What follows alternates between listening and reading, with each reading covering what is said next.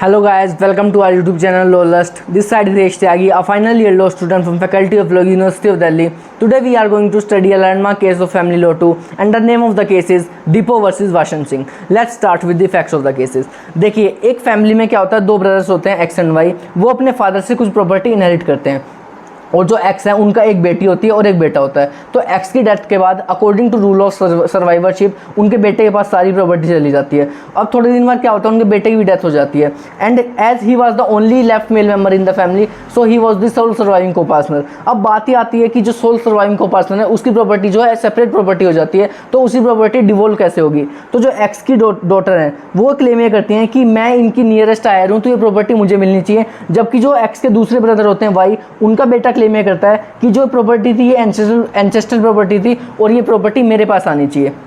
देखिए इन फैक्ट्स को हम एक फैमिली ट्री के द्वारा दोबारा समझते हैं।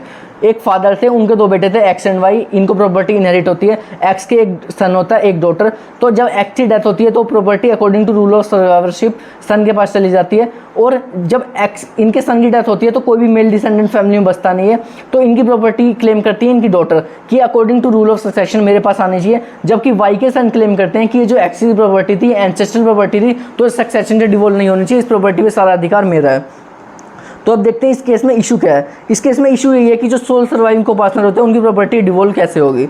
तो जो सामने वाली पार्टी है वो कंटेंशन क्या देती है, जो कि वाई है, उनके बेटे क्या कंटेंशन देते हैं कि पंजाब में कस्टम होता है that female can not own ancestral property.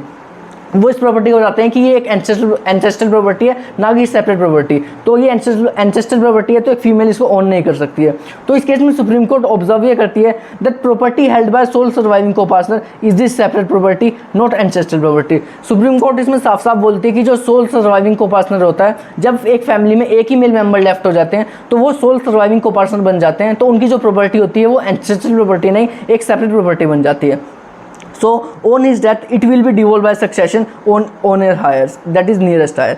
तो वो कहते हैं अब जो प्रॉपर्टी है वो सक्सेशन के थ्रू डिवोल्व होगी, जो कि हमारे हिंदू सक्सेशन एक्ट 1956 में दिया हुआ है कि उसके थ्रू डिवोल्व होगी। सेक्शन 14 में जो कि मेल सक्सेशन की बात हुई है उसके थ्रू डिवोल्व होगी।